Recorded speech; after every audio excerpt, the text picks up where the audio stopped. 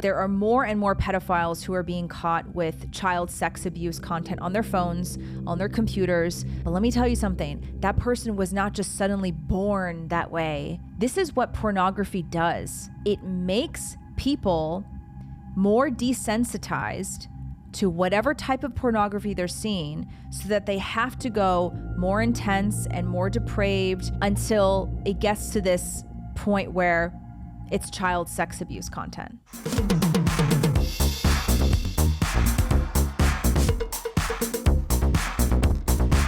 Hey everyone, welcome back to another episode of The Shift with Gina. It's been a couple weeks since we have done a solo episode because I've had some really great guests the last couple of episodes. I was only able to really show you guys a teaser, about 15, 20 minutes of the last two guests I have. And the rest of the episodes are available on my women's group, The Shift, which is hosted on Mighty Networks. There's just a lot of things that I talked about in the last couple episodes that belong behind a paywall. And I actually posted the entire episode with Dr. Charlie, who is a frequency functional medicine doctor. I posted the entire episode unlisted on YouTube, which essentially just means that the only people who can see the content are people who have the unlisted link. YouTube slapped me with a permanent warning that's never going to leave my account, and they removed the video entirely for medical misinformation. I'm so sick and tired of the censorship. I mean, I already honestly work so hard to not say certain things and certain words that will get you banned on social media. I've already been banned on TikTok more than once. It's just really frustrating, especially when it comes to delivering health information that Americans really need to know and desperately want to hear. So YouTube sucks. We're going to start uploading everything on Rumble at the same time, but we'll keep the channel here as well. But please hit the subscribe button if you haven't already. Hit the like button. The only thing I really ask is that if you like my content, please share it with someone who you think could benefit from it, somebody that you think needs to hear it. And as always, if you are a woman who is looking for an online community of other women who are interested in health, fitness, and wellness, join The Shift. Click the link in the description to join my women's group. We offer a lot of really great content these days. We do 4 weekly workouts together. We are finishing up a meal prep challenge, and we're starting a no sugar challenge on Tuesday, September 5th. So after Labor Day, eat your sugar on Labor Day weekend, and then on Tuesday, get ready to go because we are going 30 days with no refined, no processed sugar. I'm going to provide you guys with a ton of recipes to help you replace natural sweeteners like honey and maple syrup to answer that sweet tooth if you have it. And we got a lot of other great exclusive interviews and exclusive content in The Shift. I share a lot of personal stuff on there that I'm not really able to share publicly, talking about motherhood and some stuff going on in my personal life. So it's a really nice community to be in because we're a great tight-knit group of girls. Okay, so let's get into today's episode. Without further ado, I want to talk about a piece of news that came out recently over the last couple of days. OnlyFans owner earned over $1 million a day in 2022. His name is Leonid Radvinsky. He's the owner of this adult content platform that we all know as OnlyFans. This company has been remarkably successful over the last couple of years, particularly in 2022. It was a highly profitable year for the company. The revenue climbed to $1.09 billion, marking a substantial increase from $932 million in 2021. Its pre-tax profits rose by 22% to $525 million. Gross payments made through the platform reached $5.6 billion. And in terms of user engagement, the number of content creators on the platform surged by 47% between 2021 to 2022. So what does that mean for Radvinsky, the owner of OnlyFans? That means that he approximately received $1.3 million for each of the 260 working days of 2022. He now has amassed an estimated net worth of $2.1 billion. The 41-year-old Ukrainian-American businessman It remains sort of enigmatic. People don't really know where he came from or what his deal is. All we really know is that he acquired OnlyFans in 2018 from its original founders, Guy and Tim Stokely, who had invested a mere $12,500 into starting the company 2 years prior. So when he took over, he just made it explode, and it's an incredibly lucrative business today. From what we know about Radvinsky, he's a venture capitalist, supposedly a philanthropist, a tech entrepreneur, who apparently has a penchant for emerging social media platforms. His company donated over $1.3 million to Ukrainian relief efforts via cryptocurrency. He's a graduate of Northwestern University. He has past affiliations with the pornography industry through businesses like Cybertania and an adult webcam venture. Shocker. What a surprise, right? The OnlyFans owner has a long history in the pornography business. The platform's parent company, so OnlyFans' parent company, is called Phoenix. It's registered in the UK, although Radvinsky is based in the US Public Records. So this is one of those companies that's just been exploding, like I said. Of course, OnlyFans has been dogged by a lot of controversy. Regulatory agencies and governments have scrutinized the platform for inadequately preventing underage users from selling and featuring in explicit videos. Although the company claims that its age verification subsystems exceed the standard regulatory requirements. Man, OnlyFans is a cancer to society. You've had some content creators, a couple of them celebrities like Bella Thorne, for example, who have made millions and millions. Bella Thorne made $1 million within 24 hours of joining. 24 hours, she made $1 million for showing her naked body online. But I want to mention this. So you've got this guy, Radvinsky, who made over $1 million a day, almost $1.5 million a day. Do you know what the average content creator makes on OnlyFans? The average content creator on OnlyFans makes $180 a month. Of course, there are some higher earners who probably make hundreds of thousands of dollars a month, if not maybe more than that. But that's really the exception to the rule. The average woman who is on OnlyFans selling her body and exposing her naked self online to any John who will pay X amount of dollars a month to see her, she doesn't really make that much money, right? It's really selling your soul and selling your body for next to nothing for the average OnlyFans content creator. So you see a lot of this, the discrepancy between how much the average content creator makes and how much the owner makes. And why are we pretending like this guy is not just some internet pimp? He's just your average street pimp. He's a glorified white collar pimp who is whoring away women who are just going to sell their bodies online. And yeah, I know a lot of people are like, well, women sign up on their own accord to OnlyFans. Yeah, we're going to get into that. Trust me, we'll get into that. But first, let's talk about this guy who was an online pimp who makes over $1 million a day by allowing women by building this platform that allows women to sell their naked bodies online. OnlyFans was sold to the public on the idea that content creators had autonomy over their own content. So the early promoters of OnlyFans said that this is such an empowering thing because women are no longer they're in control of their content for the first time, because these predatory sites like Pornhub and I don't know any of the other ones, but they all essentially just take whatever content they have and they may buy the content and then they just show it and have millions and millions of views, and they don't necessarily hardly ever pay the creators who made that content. OnlyFans is different. That's the way that it was sold. That's the way that it was packaged to the modern public, is that OnlyFans is empowering because it allows women to set the price. It allows women to choose what photos and what videos they are showing to their subscribers. How empowering. That's so nice for women. They get to decide who they show their breasts and vagina to. Isn't that so nice of OnlyFans to create a platform for that? OnlyFans has made prostitution and pornography seem harmless to many women. They make it sound like it's just a really great side job.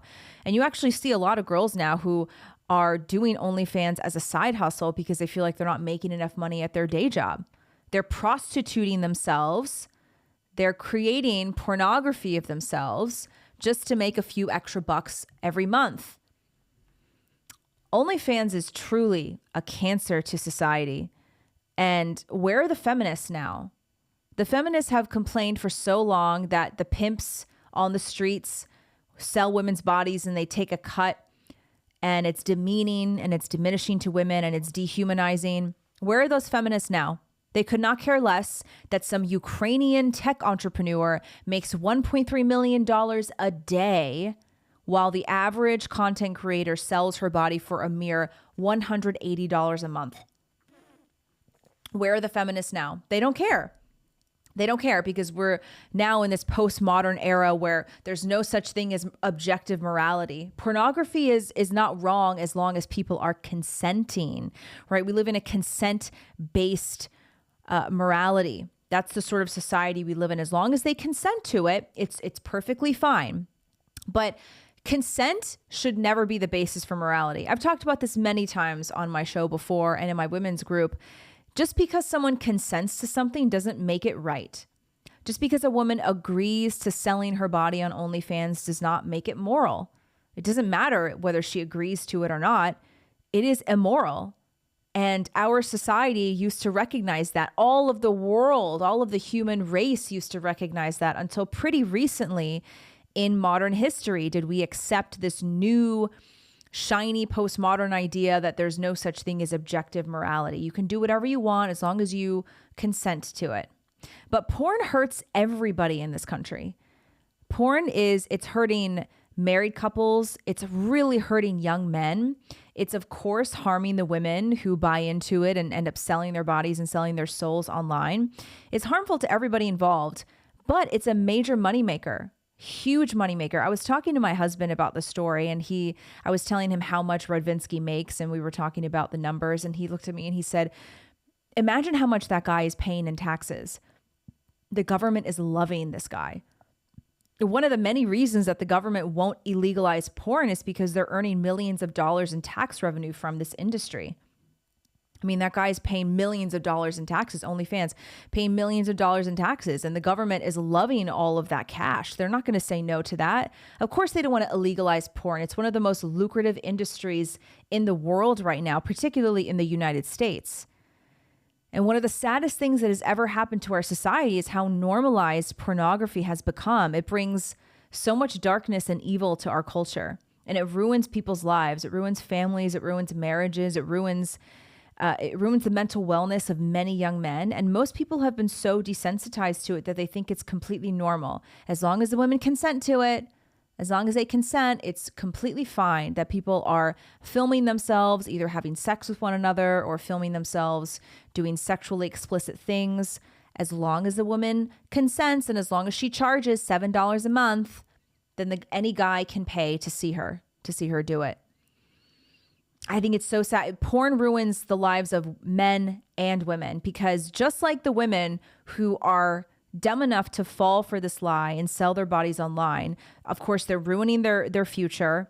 They're wrecking their mental health and just the spiritual sickness that comes with pornography and this kind of explicit content that's being sold on OnlyFans. That's something that very few people are really willing to talk about because nobody wants to talk about the spiritual sickness that comes with that. It's such a grave sin against yourself to sell your body like that. And just the despair that brings you spiritually and how far it takes you away from God and how far it takes you away from what God intended your life to be. And these women are willingly putting themselves into these positions. They're ruining their future because they're completely robbing themselves of any chance to have a real job, to have a real career. And you see now there's a lot of stories emerging of young boys at school whose friends have found their mother's OnlyFans accounts. And they get so endlessly teased by their friends at school that they end up either attempting or committing suicide. Imagine that you're 12 years old and it's hard enough being a kid. It's hard enough, trying to navigate your way through middle school, let alone being bullied and teased by all of your friends and everybody at school because your mom is a prostitute online and all of your friends can access the content for a mere $7 a month, $5 a month, whatever it is. So it's ruining women and it's ruining men's lives too. And this is something that very few people are willing to admit and talk about.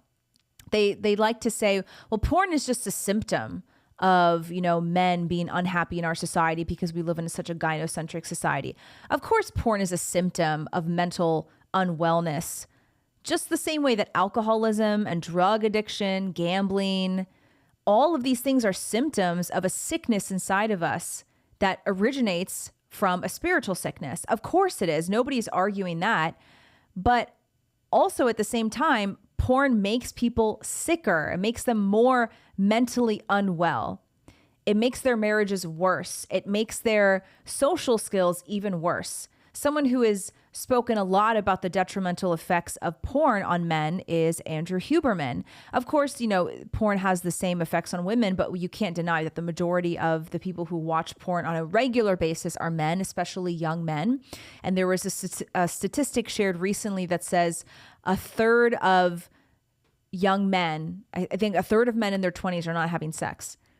And there's a lot of reasons for that, but one of them is absolutely because they are addicted to porn. Andrew Huberman talks about how porn makes it much more difficult for men to approach women. It changes their brain chemistry, makes them docile, it makes them weak. And of course, it ruins their social skills because they are seeing this pornified version of a woman who is over-sexualized, and they're just seeing the woman as the sexual object. Because we all know, we've known for a long time that pornography objectifies women. It objectifies anyone who participates in it, but most of the time that's women. These women are being objectified as just these pure sexual things, these sexual playthings. And so when men watch a lot of porn, that is how they end up seeing women. And so it makes it nearly impossible for them to approach women in real life, because they're not able to relate to them or speak to them because their brains are fried from all the porn. Huberman talks about these 3 laws of pornodynamics. And the second law is the law of FAP entropy. And it says that whatever you start masturbating to will get progressively more intense over time. This is really important to understand because one thing that is very disturbing is the United States is the #1 producer of child rape content. This is so disturbing. I hate to even talk about it, but it's very important. Our country is the #1 producer of this depraved content. And there are more and more pedophiles who are being caught with child sex abuse content on their phones, on their computers. A lot of these guys are being caught because they're luring children in real life into their homes, or they're sexually abusing children. Many times they're found to be teachers or gym teachers or priests or whatever. They all have these child sex abuse videos and photos on their phone. This is a real issue. And then you hear a lot of these stories coming out, and the question is always, how could somebody be sick enough to do that? What kind of a sick person is into that? And yes, it does take a very sick person. But let me tell you something. That person was not just suddenly born that way. They did not have all of a sudden have these urges from a young age to view this type of depraved content. This is what pornography does.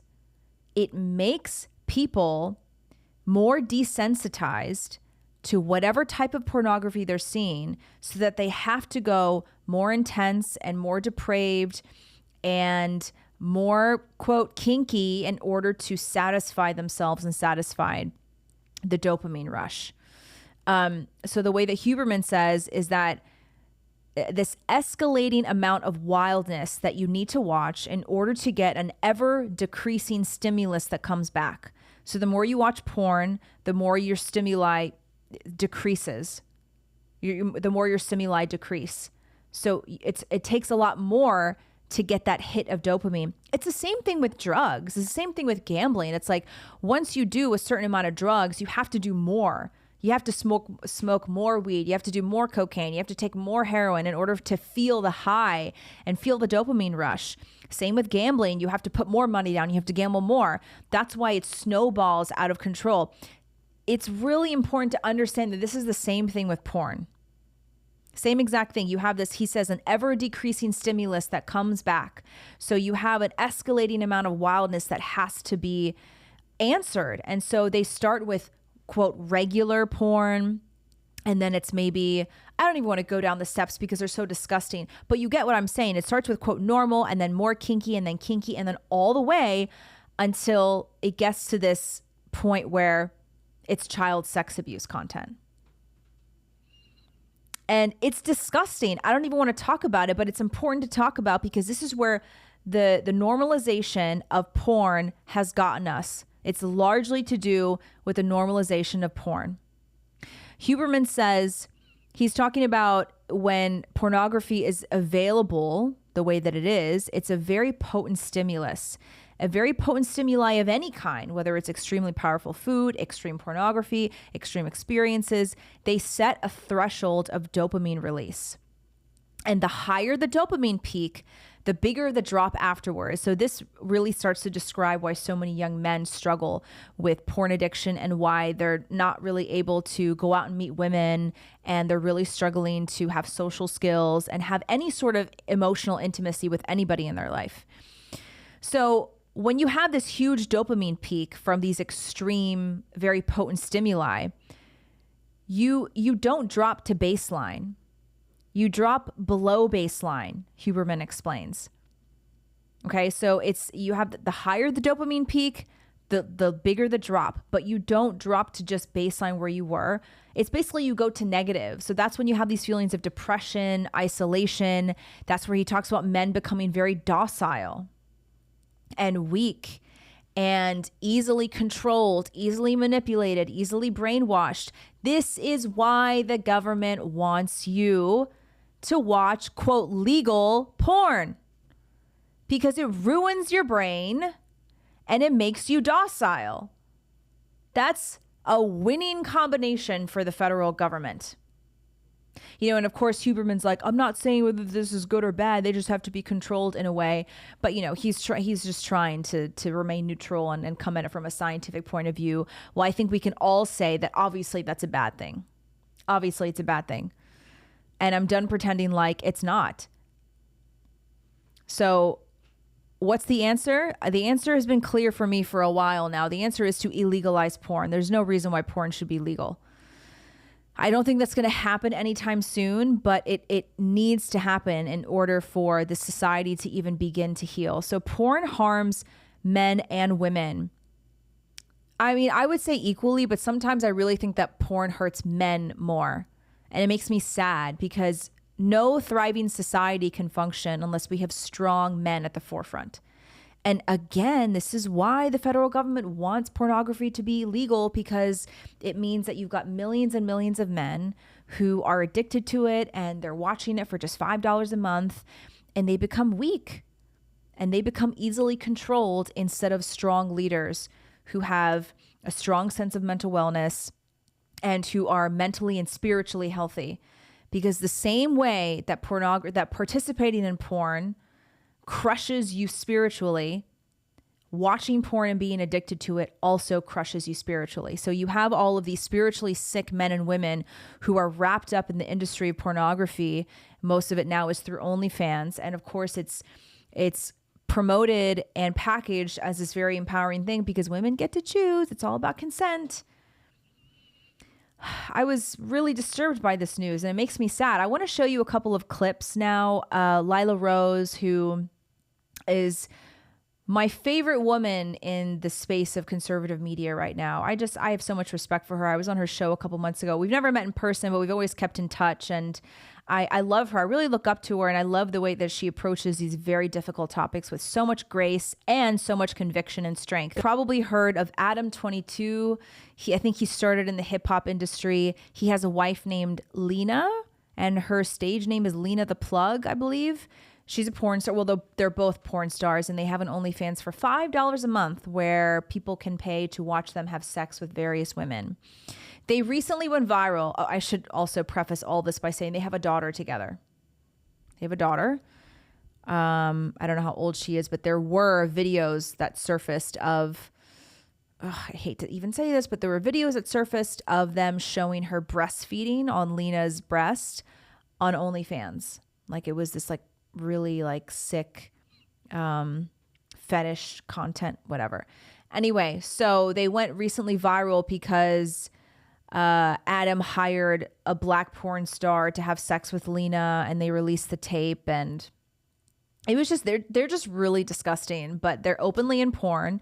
And Lila was on the Whatever podcast with them recently, and she asked them a question. She basically asked them, would you want your daughter to do porn? So let's watch this, and then we'll discuss it a little bit. But I think this is a really appropriate insight into how porn stars think today. You guys have a daughter, is Yes. that right? Would you want your daughter to go down the path you've gone with porn? No. Why is that? I feel like she should choose whatever career or pursuit she wants to pursue. If she found herself as an adult one day, having explored a variety of different options, and that was what she ultimately wanted to do, it wouldn't really be my choice. But for sure, I would rather her pursue art or music or But like a lot of daughters admire their mothers. Let's say she's 17, about to turn 18, and she's like, I want to be like my mom. She's successful. My dad seems to really love her and is committed to her. I want to do porn. How would that make you feel?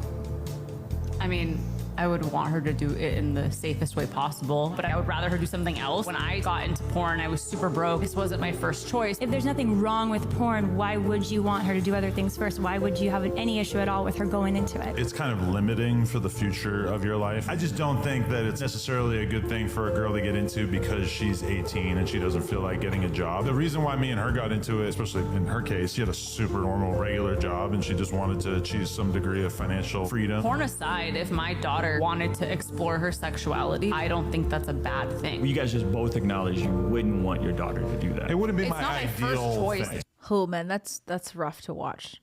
That's really rough to watch. They're in so much denial. They're in so much denial that they are raising their daughter in the most toxic, depraved lifestyle that they could have possibly chosen. And why is it okay? Is it okay because they're rich? Is it okay because they have a lot of money? Is it okay because Adam just like gifted his wife with this brand new fancy car? I don't know what kind of car it was, but I'm sure if I showed it to my husband, he'd be able to tell me because he's super into cars. But apparently it's a very, very expensive car. Is all of this okay because they have a lot of money? Notice how he said about his wife got into porn because she wanted a level of financial freedom. Oh, it's just so sad. Women are willing to sell their bodies just to have a couple extra bucks in cash. Even, okay, a couple million. Like, this is what feminism has rotted women's brains. It has made them believe that as long as they're okay with it, as long as they say yes to it, they can be successful in the world of porn and prostitution. Feminism has rotted women's brains. And this woman's a mother. And Lila's right. Girls, they grow up essentially wanting to be like their mommies. Kids watch everything that we do. Kids are like sponges. My daughter's not even 2 yet, and she's like a parrot. She repeats everything that we say. And that's because children are designed to follow in their parents' footsteps. That's why God has given us this sacred duty of raising children, because God knows the way that he created it was that we would be their very first introduction into the world. We would be the lens through which children see the world. So this girl has a mother who is an open porn star and who brags about it and has multiple sex tapes online. And you think there's not going to come a day where she's going to ask what her mom does for work and she's going to want to be like her mom, and her mom's going to say, oh, do as I say, honey, not as I do. It's just really... This is the brokenness. This is the spiritual brokenness of the United States, of our culture, of the West. I jokingly say this on Twitter, but it's like not a joke anymore. I'm ready for the theocratic dictatorship to just wipe all this nonsense out of society, because here's the thing that a lot of people say, and even some conservatives say this. They're like, well, I'm personally against porn, but people have the freedom to make their own choices. Okay, we're actually going to watch a video right now. That was a nice segue. Did you see? That was a great segue. I didn't realize it. This is a video about some girl talking about, oh, people have to choose what their parents watch. So Lila is again on the Whatever podcast. Oh, this is the same episode. And now she's talking to another porn star, another OnlyFans girl who sells her body online. This is going to be a really great segue into what I want to talk about in terms of personal responsibility and society as a living organism. So let's take a look at this one. I would never let my kids have iPhones but you're and stuff creating like that. pornography. That's up to the parent. The parent shouldn't be giving the kids iPads. Do you think it's fair to demand the standard of parents when we're creating this very pornified society with tons of porn everywhere? To demand that parents can somehow magically insulate their children from the extreme pornification that's accelerating in our society. The only responsibility parents have is to protect their children. But should we as a society help parents? Children can't get Should we take responsibility to help families and parents at large do better for their kids by not adding to the toxicity out there that is my fans aren't kids. Have you seen their IDs? I know who they are. Unhappy married men. Do you think it's healthy for those men to be in that situation, cheating on their wife, unhappy? I don't. Then why? They should not have entered into that commitment in the first place. Why would you commit to a man or a woman if you weren't fully committed? I agree with that, but I think we each have a personal responsibility to do good. If it's hurting kids, if it's hurting couples that are on the rocks, if it's hurting addicts, if it's hurting these different people, why would we continue to be a part of it? It's them choosing. Every single person can choose. Are we helping or hurting those people that have choices? They're going to do it no matter what. Sounds like what a drug dealer could say. They're going to do drugs no matter what. Yes, am I putting something out there in the world that you think is so harmful? Why would you keep putting it out there? Lila's the best. She does it so nicely. She's so sweet about it. And she's perfectly right. So notice what this girl keeps saying. It's their choice. People choose. These men choose to buy my naked photos and pay to watch me masturbate online. It's their choice. Everybody has a choice. And she kept saying parents have a responsibility to protect their kids. This is the hyper individualized sickness of the United States, of the West, but particularly American society. You parents, you're supposed to protect your kids. You're the only one responsible for what your kids see. You're the only ones responsible for your kids' well-being. Then why do we have minimum age to buy cigarettes, minimum age to drive a car, minimum age to buy the porno magazines that are at gas stations? Like, what are all these laws and rules for?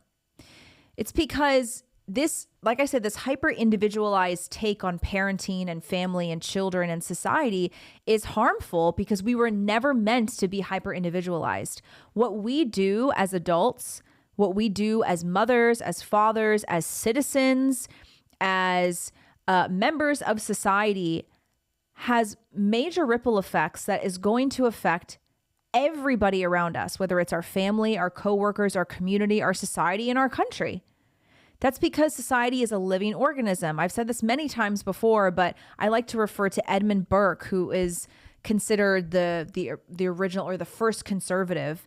And his writings and his philosophy influenced a lot of what the founding fathers put together for the founding of this country. And Edmund Burke believed that society is a living organism. And if one part of society starts to decay away, whether it's through drug addiction, alcoholism, obesity, addiction to pornography, then that has a significant effect on the rest of society. And so we have a duty to one another. We have a duty to not only our families, but our communities and our society to live moral lives and to ensure that we're not pornifying our society and we're not encouraging all of these married men and underage kids to buy into these OnlyFans accounts. You know, we have a duty to live well, and we have a duty to set a good example, because what we do and how we act has major effects on everybody else around us and eventually on the entire country. And that's because society is a living organism. We are not a hyper individualized society where your choices are never going to affect your neighbors.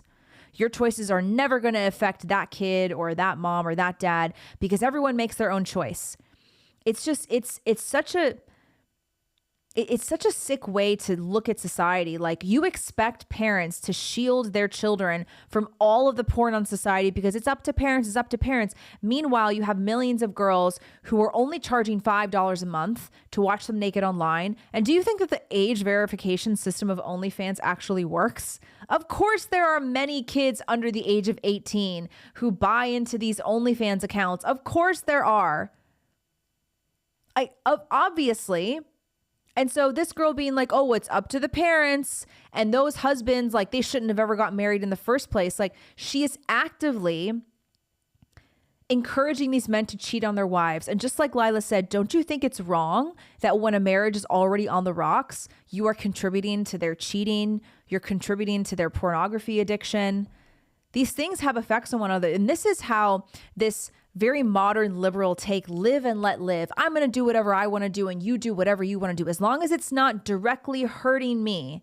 This modern liberal take has developed, it's taken over society, and it's developed this huge sickness where people think that their actions have no effect on anybody else whatsoever.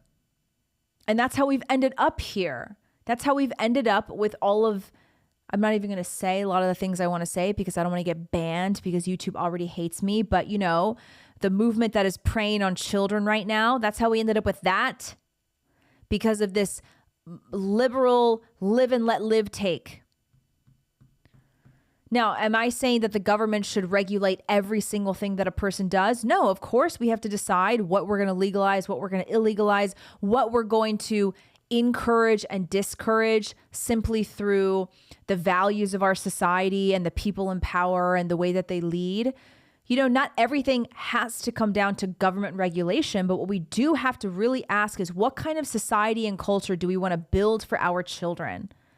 And we do not want to have a society that is so pornified that everywhere you turn online, you see naked women selling their bodies. You don't want to see that. I think the answer is government regulation when it comes to porn. It should be illegalized. Absolutely 100%. Now, when it comes to other things that result in a part of society decaying away, you know, that's another conversation. Like, are we going to illegalize obesity? No, that's not necessarily the answer. Although I know some people who would like to illegalize obesity. But, you know, there are ways that we can change our culture and that we can promote good values, because what the role of the state is actually to promote the good. It's something that Edmund Burke talks about a lot. It's not only about protecting the God-given rights that every individual has in the United States. The role of the government is to promote the good. It's to create a culture of moral, religious people. That is part of the writings of the founding fathers. The founding fathers wanted to create a moral, religious people in the United States. They didn't just want to create a place with small government and low taxes. These are all such, like, you know, old Republican talking points that don't even have anything to do with the founding fathers. The founding fathers wanted a moral, religious society. And that kind of society does not include OnlyFans.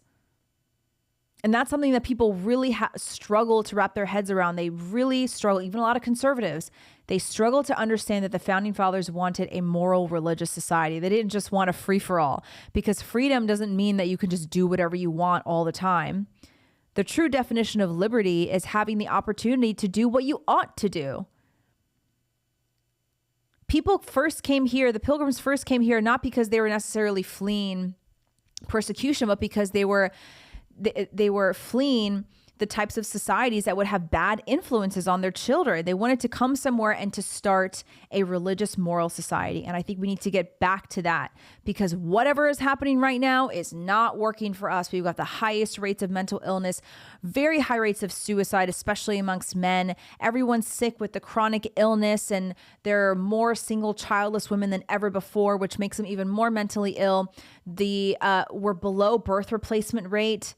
This society is not doing well right now. And a major reason is because we have adopted the live and let live philosophy that has really led us astray. So that's all I got for today. I know that was a lot on porn. But again, if you are looking for an online community of women who are really interested in their health and wellness, click the link in my description. I've actually had quite a few women come to me recently about their husbands struggling with pornography. And it's just a really, really sad thing to hear and to see. So take care of yourselves, ladies. And if you're going through a situation like this, or you have a husband, or if you yourself are addicted to pornography, there is always redemption. There is always forgiveness ready for you through Christ. And if you are looking to turn your life around, that's really the only way that you can do it successfully. So I would encourage you to find a church home, find a spiritual father who can guide you, because it's never too late to turn your life around. I know I am all doomed this episode and sort of Debbie Downer, but I think the silver lining to all this and a really positive, hopeful takeaway is that it's never too late to turn your life around. I really love the story of Saint Mary of Egypt. She lived a life of prostitution from a pretty young age. She was a beautiful woman who lived a very sexually immoral life. And it got to the point where she wasn't even selling her body anymore. She just enjoyed having sex with random men, which many women do today in our country. And one day she saw a lot of people entering a church, and she tried to walk through the entrance of a church, and something physically blocked her. She was not able to enter because she lived such a sinful life. And she saw an icon of Theotokos, Mother Mary, and she prayed to her and asked her to intercede for her soul. And she was able to walk into the church. And then she began this pilgrimage in a desert. And I think she was in the desert for 40 years, a long time. And she became a saint that is celebrated during the season of Lent. You can always turn your life around. It's never too late. And I think that's a piece of hope that needs to be shared today. So if you are someone, I doubt that anyone listening is an OnlyFans creator, but if you are, turn your life around today and repent. Okay, I'm going to go now. Thanks, guys, for watching. We'll see you next time. Don't forget to share this episode if you enjoyed it, and see you next time. Bye.